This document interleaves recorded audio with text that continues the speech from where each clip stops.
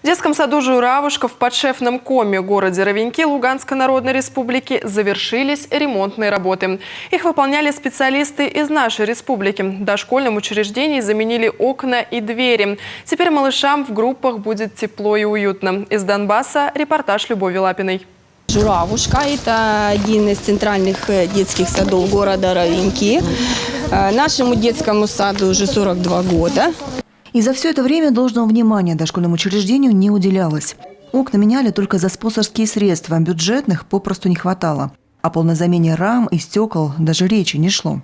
Это деревянные, старые, которые не открывались, которые у нас были проблемные, которые были зашпаклеваны и приводились просто каждый год в косметический ремонт. Поэтому, и, конечно, замена окон – это самое основное для дошкольного учреждения. Этим летом администрация Ровеньков приняли решение провести полную замену окон в детском саду «Журавушка». Наша республика помогла.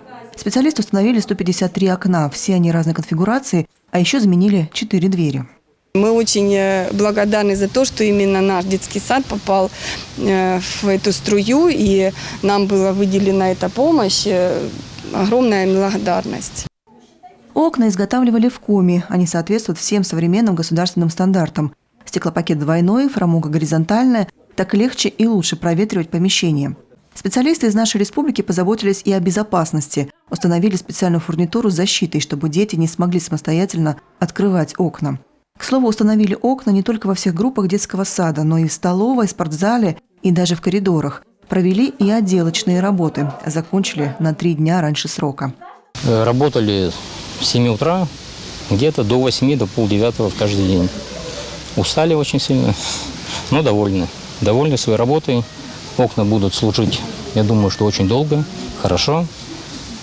Гарантия на них, конечно же, есть, но я думаю, что лет 25 они точно простоят.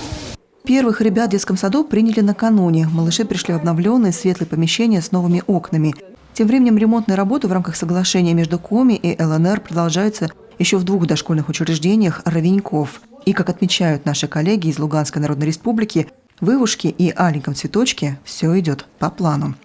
Любовь Лапина, Галина Гончаренко, Михаил Листишин, телеканал Юрган, Ровеньки, Луганская Народная Республика.